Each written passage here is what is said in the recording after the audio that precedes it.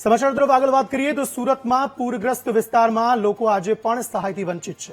ડિંડોલી અને ગોડાદરા વિસ્તારની 15 થી વધુ સોસાયટીમાં સહાય ન ચૂકવાતા વિરોધ જોવા મળી રહ્યો છે। સહાય ચૂકવવાની માંગ સાથે 50 થી વધુ મહિલાના કલેક્ટર કચેરીએ ધરણા જોવા મળી રહ્યા છે। મહાનગરપાલિકા અને કલેક્ટરને રજૂઆત કરવા છતાં માત્ર આશ્વાસન મળ્યું હોવાનો દાવો કરવામાં આવી રહ્યો છે। અધિકારીઓ સહાયના નામે માત્ર ધક્કા ખવડાવતા હોવાનો આરોપ છે।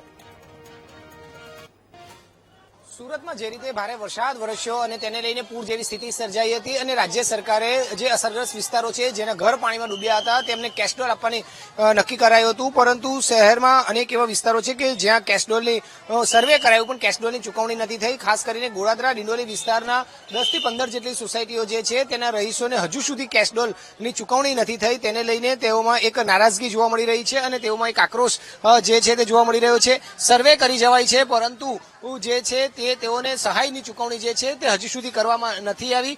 જે ત્યાંના જે કહી શકાય કે ભાજપના નેતા દ્વારા પણ આ બાબતે રજૂઆત પણ કરાઈ હતી, છતાં જે છે તેમને આ તમામને કેશડોલ નથી આપવામાં આવ્યું। ત્યારે સ્થાનિક લોકો જે છે તેમાં એક છુપો રોષ છે, આક્રોશ છે। તેઓની સાથે વાત કરીશું।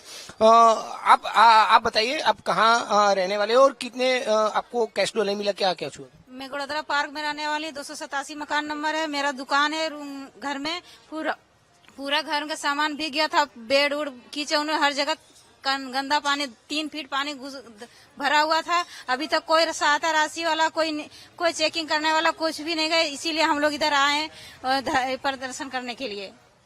બિલકુલ, એટલે આ લોકોમાં અત્યારે એક છુપો રોષ જે છે તે જોવા મળી રહ્યો છે। આપણે અન્ય લોકો સાથે પણ વાત કરવાનો પ્રયત્ન કરીશું।